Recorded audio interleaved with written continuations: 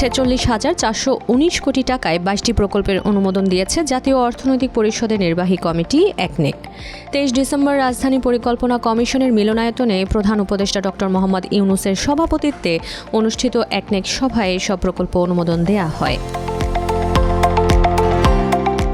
পরিকল্পনা কমিশনের এক সংবাদ বিজ্ঞপ্তিতে জানানো হয়েছে, একনেকে অনুমোদিত 22 প্রকল্পের মধ্যে নতুন প্রকল্প 14টি, সংশোধিত প্রকল্প 5টি ও মেয়াদ বৃদ্ধি সংক্রান্ত প্রকল্পের সংখ্যা 3টি। 22 প্রকল্প বাস্তবায়নে 46,919 কোটি টাকার মধ্যে সরকারের নিজস্ব তহবিল থেকে খরচ হবে 30,482 কোটি টাকা। প্রকল্প ঋণ বাবদ 1,689 কোটি টাকা পাওয়া যাবে, আর সংস্থার নিজস্ব তহবিল থেকে 14,247 কোটি টাকা যোগান দেওয়া হবে। অনুমোদিত প্রকল্পগুলোর মধ্যে স্থানীয় সরকার, পল্লী উন্নয়ন ও সমবায় মন্ত্রণালয়ের 5টি প্রকল্প রয়েছে। 4টি প্রকল্প রয়েছে পানি সম্পদ মন্ত্রণালয়ের। সড়ক পরিবহন ও সেতু মন্ত্রণালয়ের রয়েছে 3টি প্রকল্প।